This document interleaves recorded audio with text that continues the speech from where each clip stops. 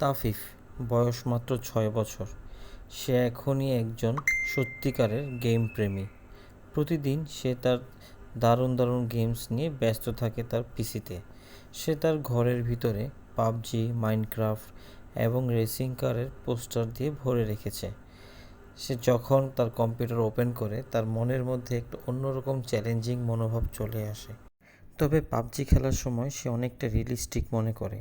সে ভাবে সে কোনো এনিমিকে তাড়া করছে, সে কোনো একটা ভবনের পিছনে লুকিয়ে আছে, কাউকে শ্যুট করছে বা কেউ তাকে শ্যুট করছে, সে নিজেকে সেভ করার চেষ্টা করছে। সে সম্পূর্ণ নিজেকে রিয়েলিস্টিকভাবে নিয়ে যায়। তাফিফ তার বাবার মতো অ্যাসফল্ট 9-এর ভক্ত।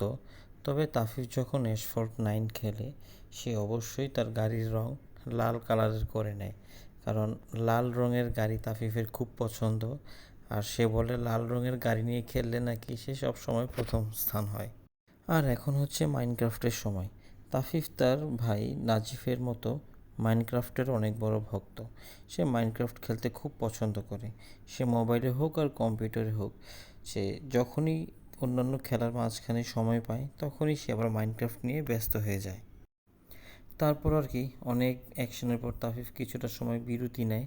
বিরতির সময় তাফিফ জুস পান করে আর কিছুটা চিপস খায়। সন্ধ্যা হয়ে গিয়েছে, তাফিফ তার শেষ ম্যাচটি জয় হয়েছে এবং সে আনন্দে নাচানাচি শুরু করেছে।